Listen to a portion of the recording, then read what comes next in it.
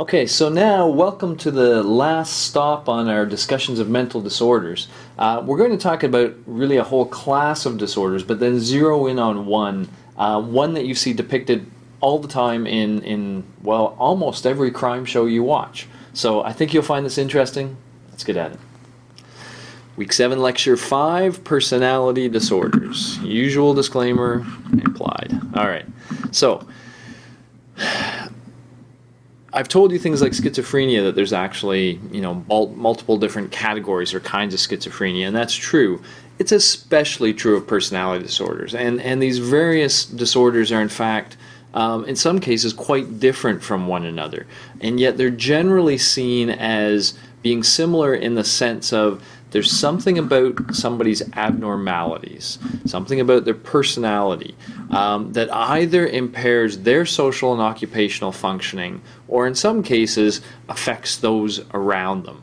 But ultimately it's about their interpersonal style, how they interact with others. That's the core of the problem. Now there's all sorts of these, some of which seem more or less problematic than others. So there's a lot of these odd eccentric ones, which are sometimes these stereotypes you have of these weird people who, like for example, in a schizoid or schizotypal situation, they don't like being around other people. They prefer to be by themselves, which in and of itself isn't necessarily a problem, but it is when it gets paired up with some weird behavior. So that, in a lot of these cases, I'm going to let you check those out on your own. I'll give you a resource for doing that. But in a lot of these cases, you describe these people as more odd or eccentric, and so there's a whole class of personality disorders for that. There's also, I'm going to skip over here for a second, there's a whole class of personality disorders that are more about the person being somehow worried, or like in the case of things like of avoidant personality disorder, they're actually kind of scared of certain people or certain situations. Dependent personality disorder, they're very clingy type of people. Obsessive compulsive personality disorder is similar to the obsessive compulsive disorder in general, but it's more just about that's the dominant sort of aspect of their personality. It's not really the behaviors that are getting in the way. It's the fact that this person's always worrying about things and always thinking about things, and others just don't enjoy being around the person, and sometimes they don't enjoy their style. And then there's the more dramatic or emotional types. Now, I am going to kind of zero in because, as always, we don't have much time, and I want to give you a really interesting depiction of personality disorder. So I'm going to zero in on this one, the one called antisocial personality disorder. You probably know it by a different name, but it's literally the favorite form of criminal. When they show you that cold, calculating criminal, often they're depicting somebody with antisocial personality disorder. So let me get into that. Let's just jump right there. Just for fun, just to get you in the mindset, here's a problem for you to think about. A woman, while at the funeral of her mother, met a guy who she did not know. She thought the guy was amazing. She believed him to be her dream guy, so much so that she fell in love with him right there, but never asked for his number and could not find him thereafter. A few days later, she killed her sister. Why? A little bit of a thought problem. Let me let you think about it for a second. Anybody think they know the reason why? This problem is part of a video you'll find on YouTube that goes by the title, "Do You Think Like a Psychopath?" Because the notion is if you can get the answer to this, you're on your way towards thinking in the way a psychopath thinks. What's the answer? Well, the answer is this. She wants to see the guy again.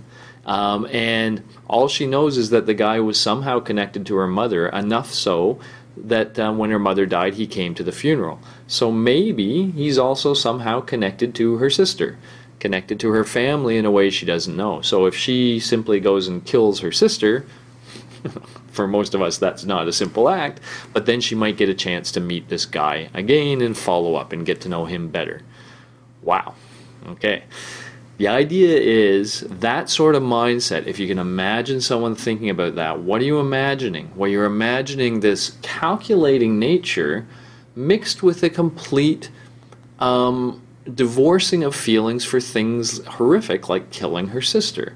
If that just becomes a means to an end, and she can't really think about, the horrificness of that, well, that's the kind of thinking expressed here. And in fact, if we talk about psychopaths, so you think of psychopaths, I think that's what they're talked about in TV shows. It's sort of part of something that we generally class under antisocial personality disorder. But depending on the person, it can be more or less extreme. So the all-out psychopaths are more extreme. And in terms of psychopaths, these are the kinds of traits they show. Glibness and superficial charm. When we first meet psychopaths, we tend to like them. Okay, they're outgoing, they have a lot of charm, they're seemingly happy, they're confident, they're not worried about anything, everything's going to be good, we'll make it good. Grandiosity, they're big, okay? They think big, they live big, they seem like passionate people. Pathological lying, this is normally where things start to go awry. You meet one of these psychopaths, you like them a lot, you start hanging around with them, they're telling you all these amazing things, and then over time you start to realize the things they're telling you are not true. They don't add up.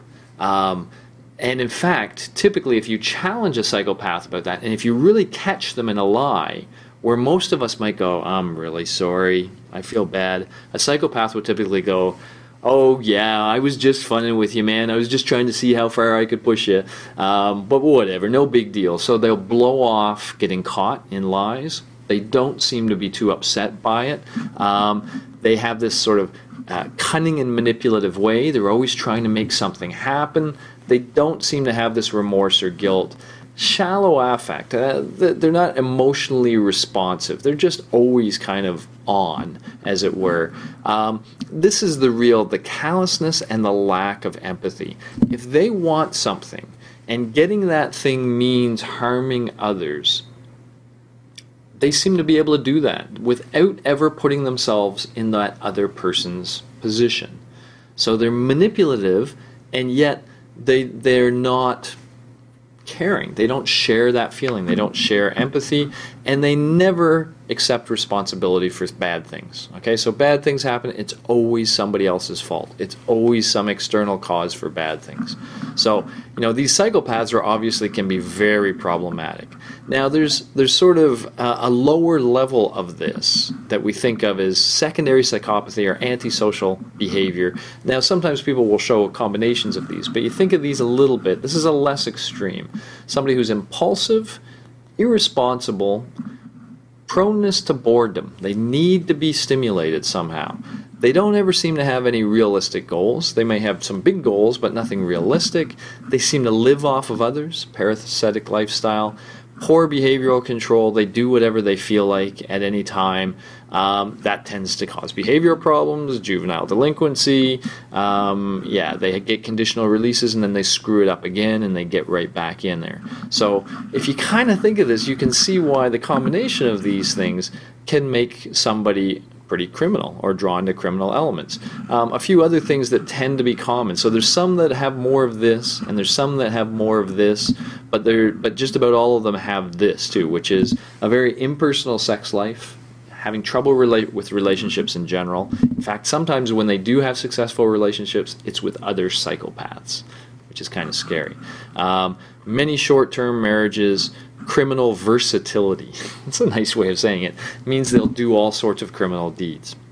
Okay, so they're really freed up. For most of us, we don't do criminal acts because we're either thinking about how this will impact our life, which they don't seem to worry about too much, or we're thinking about how this will impact others, and they don't seem to worry about that too much either. And so they're very prone to do criminal things, especially if there's nice short-term gains ahead of it. That's what they seem to be drawn by. So, first of all, they seem to, from a scientific perspective, from a psychological perspective, these psychopaths are very interesting in terms of a sort of dissociation they show. They seem to have what we've called theory of mind. Remember, we had a whole lecture on that, that if we have a situation where we have Sally and Ann, Sally puts a ball in a basket, which Anne sees. Sally goes away. Anne then moves the ball to her box.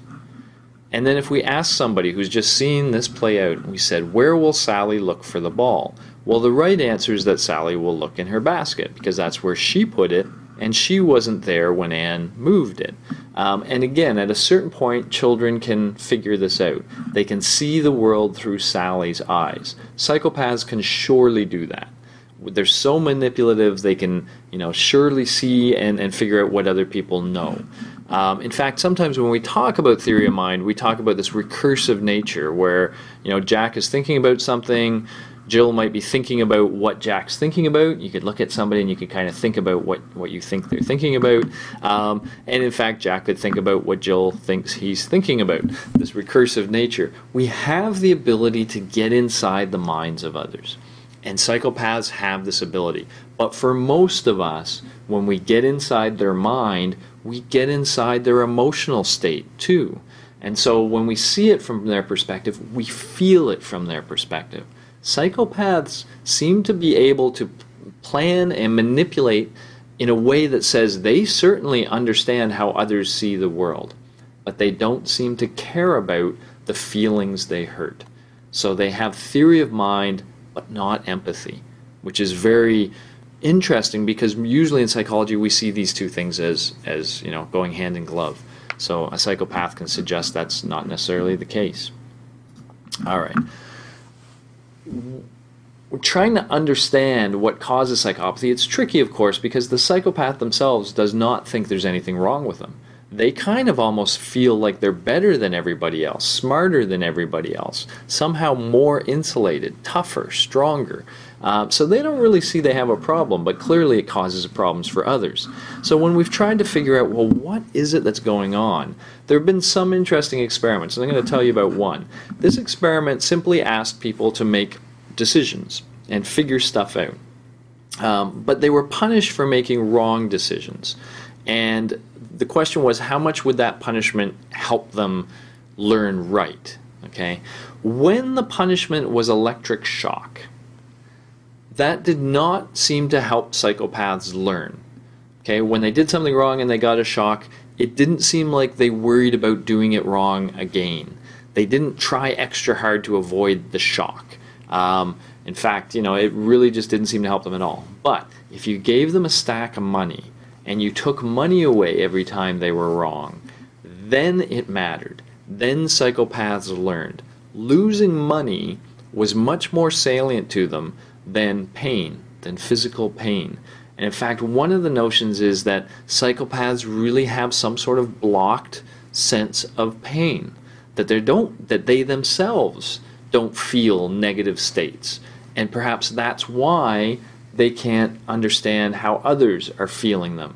Or at least they can't share those feelings. They might understand it, they might use it and manipulate it, but they don't actually feel the pain of others. Perhaps they don't actually feel much pain themselves. Kind of fascinating. But again, just early days on our understanding. All right, so a lot to talk about with psychopathy and with personality disorders in general. I've only been able to give you a taste, but hopefully you'll see that it's an interesting, different kind of disorder, one in which the person who suffers from it is quite happy with it, and the rest of the world we're the ones that are worried about the psychopaths. So that makes it for a very different kind of disorder. How do you treat somebody who doesn't think there's anything wrong with them? All right. Here's some interesting resources for you. There's a gentleman who has a book called How to Spot a Psychopath, and this is him giving a TED Talk related to his book. This is a more general discussion of personality disorders, because as I told you at the beginning, there's actually a bunch of different personality disorders that are quite different. And here's a whole YouTube channel that mentions various personality disorders. So if you're interested in the other ones, please check those out to get a much more rounded picture than I was able to give you in this course. As far as readings, again, here's some more on personality disorders in general to give you that well-rounded notion. And now here's a little discussion of psychopaths versus sociopaths, getting into the fine-grained difference between these slightly different kinds of similar disorders. So I thought I'd throw that at you so that you could kind of think about some of those issues that differentiate on a much more smaller scale. All right, so we've got anxiety disorders, we have personality disorders, we have emotional disorders, we have schizophrenia, and we have something else that I forgot about. But at any rate, lots of different disorder styles, lots of ways in which people can show disordered behavior. And so now we're going to segue into the question of, well, how do you help these people? How therapeutically can we intervene in a way that makes either their lives better or the lives around them better? That's what we'll talk about in the last 3 lectures this week. See you there. Have a great day. Bye-bye.